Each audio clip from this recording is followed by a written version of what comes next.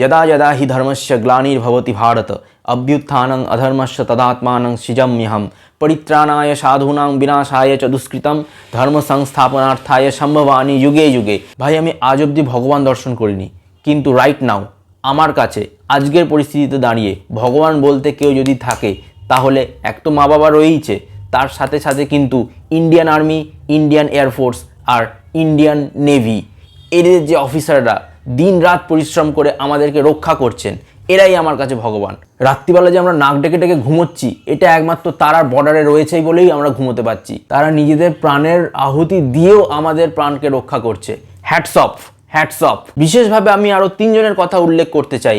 তারা হলেন আমাদের honourable prime minister, honourable defence minister, honourable home minister. এনারা 3 জন ইন্ডিয়ার ব্যাক পিলার।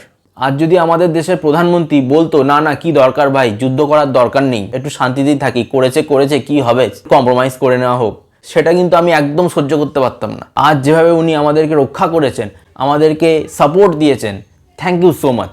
আজকে রবীন্দ্র জয়ন্তী, 25শে বৈশাখ, কবিগুরু রবীন্দ্রনাথ ঠাকুরের জন্মদিন। রবীন্দ্রনাথ ঠাকুর বাঙালির হৃদয়ে রয়েছে সবসময়, ছিল, আছে, থাকবে। তো একটাই গানের লাইন বলে আমি শেষ করব, ও আমার দেশের মাটি তোমার পরে ঠেকাই মাতা। জয় হিন্দ, বন্দে মাতরম, প্রণাম।